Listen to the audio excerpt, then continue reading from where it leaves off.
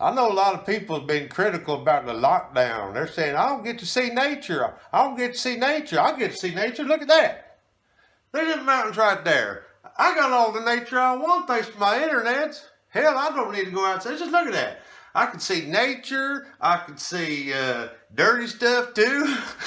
I see opinions about stuff. I'll tell you one thing. People all say, "Oh, lockdown with the internet." I'll tell you one thing about the internet. I'll stand up. I'll say a few good words about the internet. I ain't ashamed of it. The internet's been good to me. And I'll tell you what.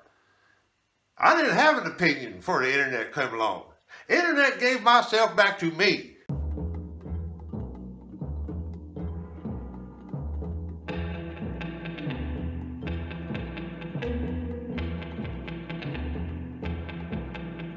Workstation is in my hands, and I am now setting my workstation down on my other workstation.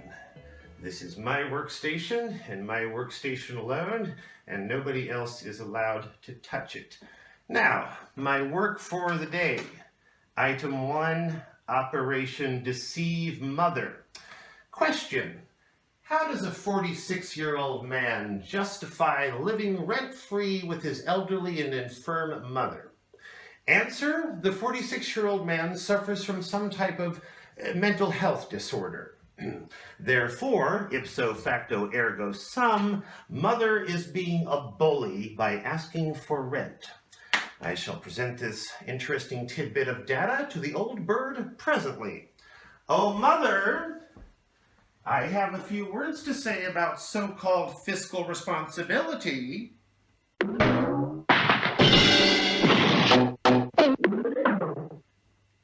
Mother has made a rather interesting point. Rather unorthodox, in my opinion.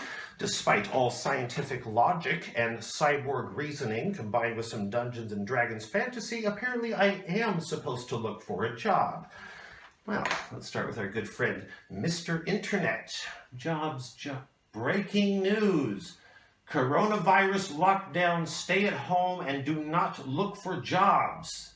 Oh, mother, looks like baby's here to stay. There's never been a better time to regress into the womb. Hello, I'm the Mad Doctor of Seville, and I'm one of the lucky ones. I was saved in the nick of time. 2 weeks before the coronavirus outbreak broke, I received my degree in psychiatry, and I used it to start my own online practice. In fact, my first patient is me. So good to see you again. I understand you're pretty excited. You did something pretty amazing, didn't you? Yes, I finally got my degree in psychiatry. Wonderful, wonderful. I remember how happy I was when I got my degree in psychiatry. Now, you drew this yourself? I did. Now, that shows ambition because, see, a lot of people go to school for years. They read lots of big books to become psychiatrists. But this shows ambition. This shows facing a problem head on. This shows self-care. So, how is isolation? Good. My husband Jeffrey still smokes. Well, don't all husband Jeffreys? Jeffrey, there's a big cloud of smoke in here. He's in there playing video games with Brendan O'Neill, chomping cigars. Anyway, I think we're supposed to cut early today because you actually have an appointment with your real online psychiatrist. I do.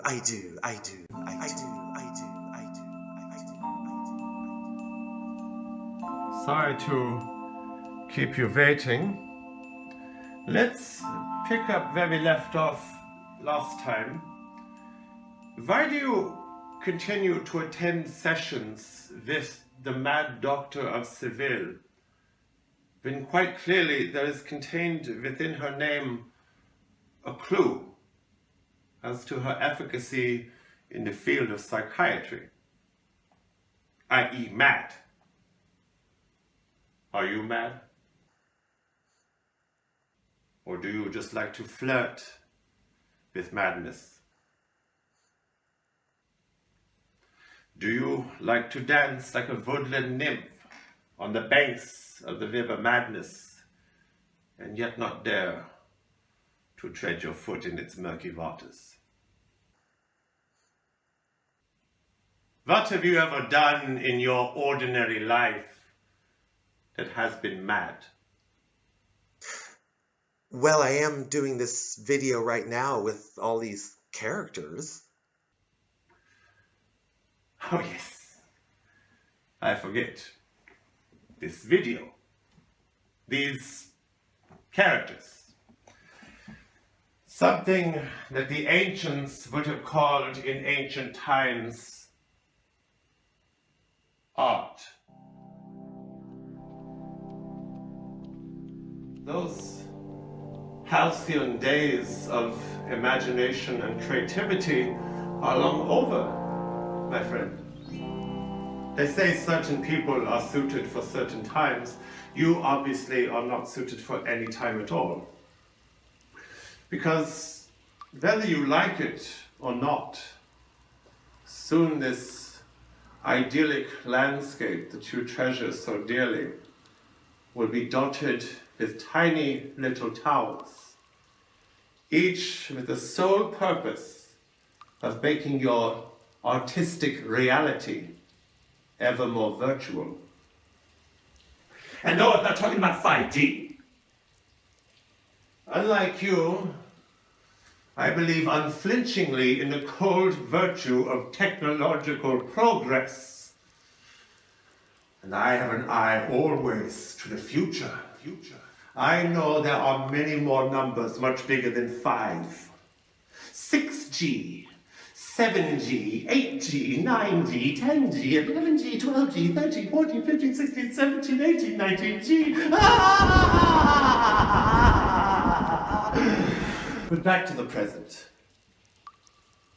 Soon, you will discover that you never needed the visions and prophecies of a William Blake, the hallucinatory dreamscapes of a Samuel Taylor Coleridge, or even the moral compass of a Flannery O'Connor or the comedic talent of a Richard Pryor. What you need is self-care.